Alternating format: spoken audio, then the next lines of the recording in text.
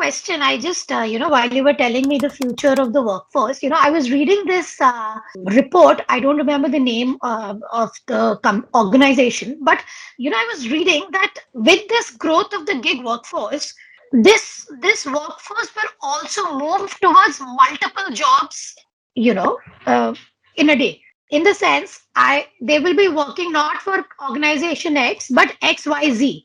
Mhm.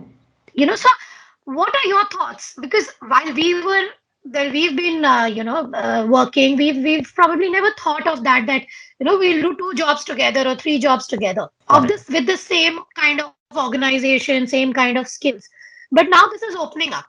There are organizations which are allowing, and there are individuals who are willing to do this.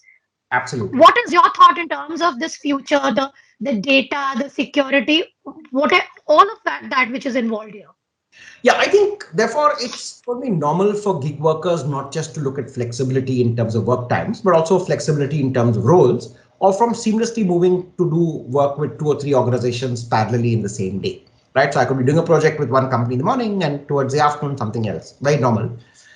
I think the pandemic is also underlined, and I can speak from, let's say, my last few years in the IT space, has also underlined the importance of network security in some of these issues. Right, we take for granted a lot of the elements in the physical office, right, where you have firewalls and where you have certain degree of kind of confidentiality protection because of the way your kind of network is configured.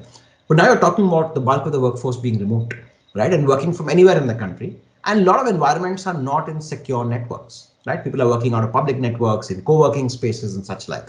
So I think the emphasis on network and security and protecting an organization assets, I think now is re-emphasized, right? So organizations that have strong business continuity plans in place, actually they've put clear mandates about how they can handle this. And that also involves therefore providing employees with the necessary infrastructure. Not everyone has access to a high-speed broadband connection, or not everyone has access to a kind of home office which is totally kind of confidential away from your spouse or from other interferences.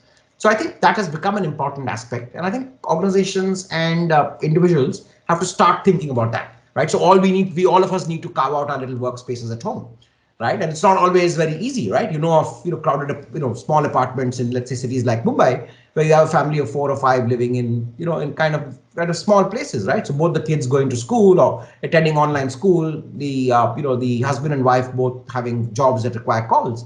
Do you have the broadband infrastructure, right? Do you have that many sets of computers, tablets, etc.? So I think it's kind of putting the emphasis, but clearly the future organizations will start have to look at these things very deeply. Thank you so much, sir, for your time. Okay. Would have loved to have a longer conversation with you, but I know you have your schedule packed, calendar packed. We'll catch up soon, and pleasure speaking to you. Thank you so much for your time. Thank you so much. Great having this Thank chat with you. you.